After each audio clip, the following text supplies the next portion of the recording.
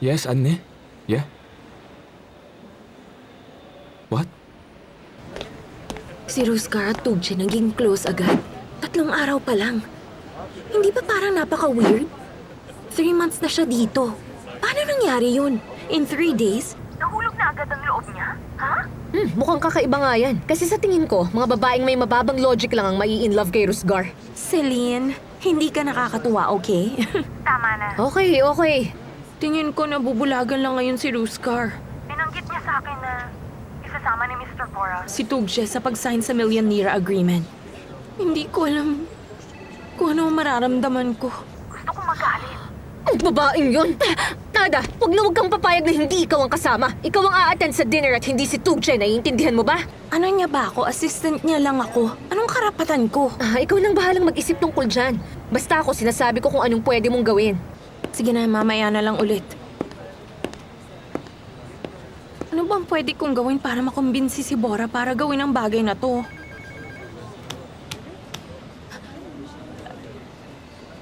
Kanina ka pa dyan? We need to leave right now. Come on. Narinig ko lahat ng sinabi mo kanina. Pasalamat ka at paalis tayo. Pasalamat ka. Narinig niya.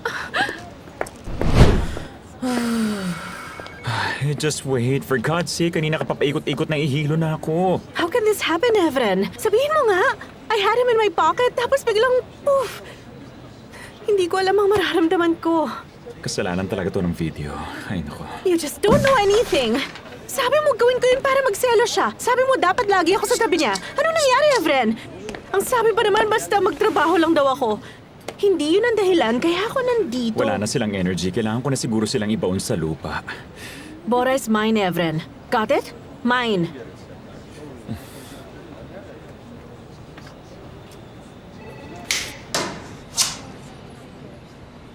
This is your problem, my dear. You're impatient. Evren, 3 years na ako nagpapapansin kay Bora. Ganun na katagal. Well, girl, maybe you're doing it wrong. And tell me what I'm doing wrong.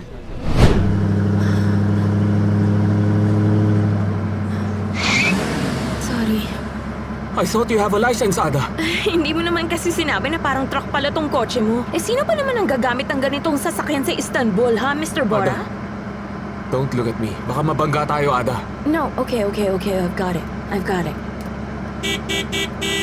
No. Ano ka ba naman? Ano bang problema mo? Tabi! Ano yun? Ayaw tumabi! Magbigay kayo! Magsitabi kayo! Go! For God's sake, ano bang ginagawa mo? Nagmamadali ako. Relax. Stop the car. Pull over. Bakit naman? Ada, I said pull over and get out of the car. Come on.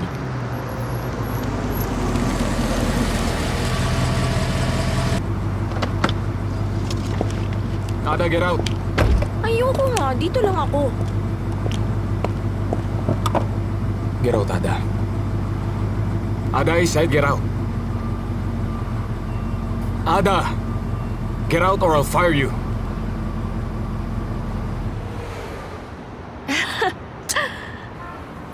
Pero, Mr. Bora, di ba trabaho ko ang ipag-drive ka? This car is nothing like your Beetle, okay? Come on. You're so annoying. I can hear you! I can!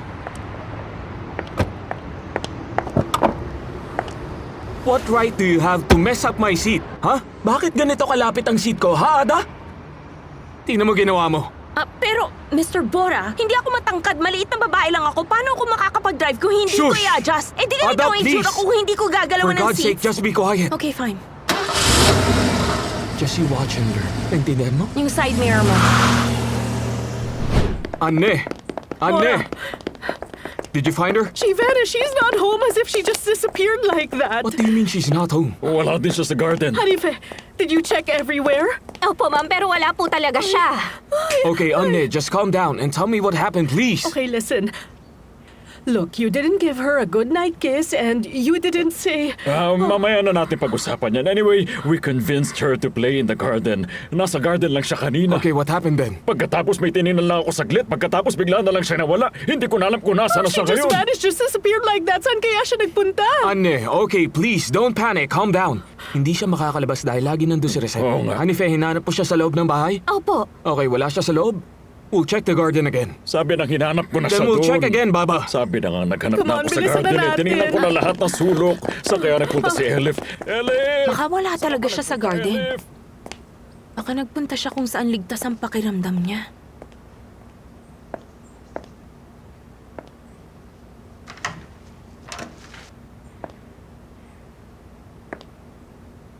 Hello, is anyone here? Sobrang ganda naman ang kwartong to. Kaninong kwarto kaya to?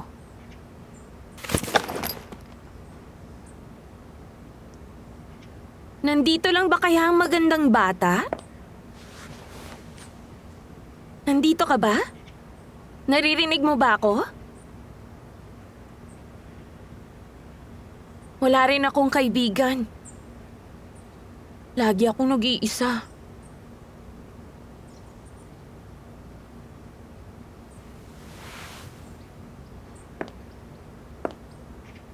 Pwede ba tayo maging magkaibigan? Baka gusto mo akong sagutin. She's not a real baby. She's a doll. She can't talk.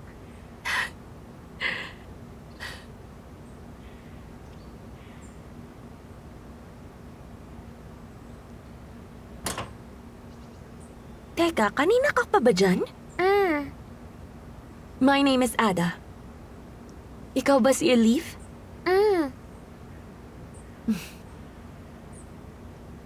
I-check mo banda ron! Hindi dyan sabi dun banda, oh! Tingnan mo, bilisan mo! Oh, she's nowhere to be found. Should we call the I'll police? make some phone call if you want. Oh dear, just please don't call anyone else. Nakita ko na si Elif nasa loob ng closet. Puntahan mo sa kwarto niya. Okay, calm down. We found Elif. Eh, nasan siya? She's up there, Baba. I'll come back. Calm down. Thank God! Totoo po? Nagtatago din ako sa closet kapag malungkot ako. Tahimik, madilim. Hindi yun alam ng mga matatanda. Pero matanda ka na rin po. Hindi naman ako dating ganito. Naging tulad mo din akong bata. Nagtago ka din tulad ko? Oo naman. Tinataguan ko din ang baba ko. Nahanap ka po niya? Hindi na. Bakit? Nasa heaven na din ba ang baba mo tulad ko? Kasi sila ni Anne magkasama na sa heaven. Sa tingin mo ba nakikita nila tayo?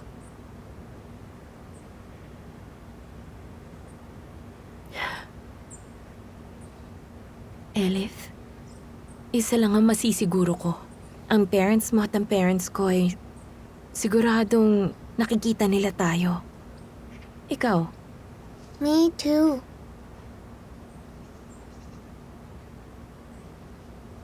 Elif, love mo ba ang uncle mo?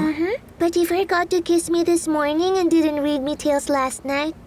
Dahil sobrang busy siguro siya. Maraming work. Pero sobrang nag-worry na siguro siya ngayon. Kanina ka pa niya hinahanap. At makikita ka na niya. My princess. Princess? Did you hide here? Nakita din kita sa wakas. Come here, my princess. Come. Hold my hand. There we go. Alam mo bang kanina pa kita hinahanap? I was worried about you. Tell me, how did you know I was here hiding? I was looking for you in the garden. Then I started sniffing around. Yung ganito. Got in the house and got upstairs. Found your smell. Follow your smell. Is my princess here inside? Yes, my princess is here. And you're here. Oh, come here, my princess.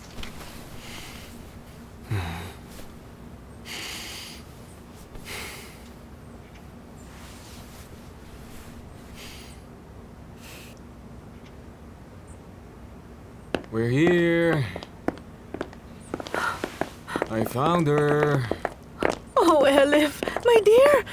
Ay, pinag-alala mo kaming lahat. Saan ka ba nagpunta ang princess ko? Oh dear, my princess. Your grandfather was very worried. Elif is very sad to do that. Pero kasalanan ko ang lahat. I won't leave without kissing Elif from now on. You know what? Malungkot din si Ada dahil nasa heaven na din ang kanyang mga parents. Nagtatago din siya tulad ko. Pero ako may uncle pa. Yes, my dear.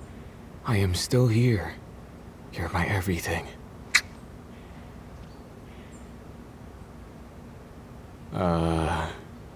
Siya ang bago kong assistant. She found Elif. We can't thank you enough, my dear. Thank you. Masaya po akong makatulong. Thank you very much.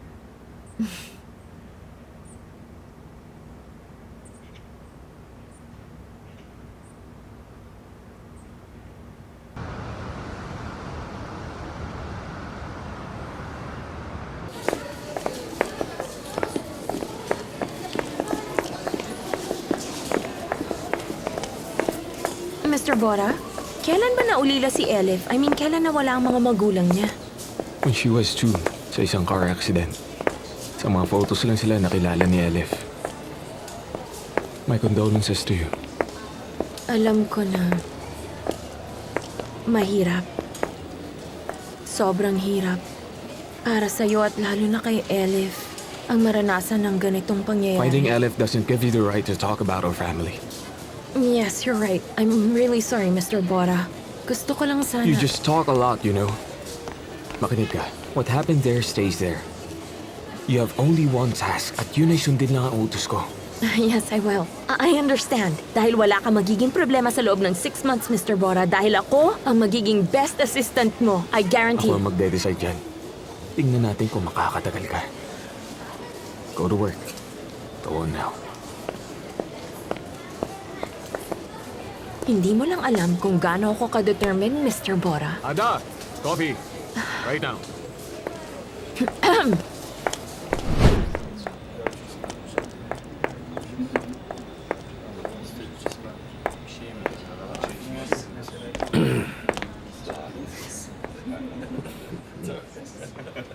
Merhaba. I'm Mr. Bora's assistant. Pang 27. Alam ko, okay, good luck. And you are? Alam mo, pinsan ko si Bora. Ako namamahala sa financial matters. Magpinsan kayo. Nice meeting you. Ikaw ba yung girl na nabalitang na-aksidente? Oo, ako nga. Sabi ka na. At ikaw din yung babaeng tinanggal sa job interview. Iisang tao lang kayo. Tama ka. Ako nga din yun. Nakakalungkot lang. Pero maiba nga ako. Magtitimpla sana ako ng Sabi ko coffee. na, magkakape ka. Pero teka, hindi ba parang ang weird na tinanggap kang assistant ni Bora? Talaga ba? Talaga. Hindi naman siguro ganun yun. Sa tingin mo ba? Bakit naman hindi? Ganun ba? Gagawa na ako ng kape. Nasaan ba ang Ayun, kape? nandun ang kape. Ingat ka, masyadong matapang ang black coffee. Kahapon hindi ko kinaya na magtimpla ako. Nasuka ako. Sige. Ano ba yun? Parang detectives lang. Pamilya nga kayo. 27! Yes?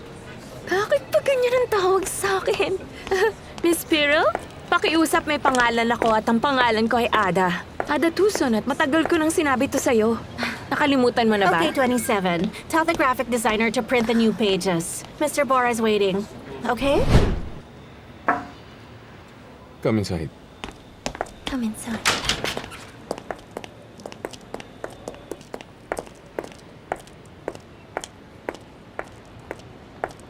Here is your coffee.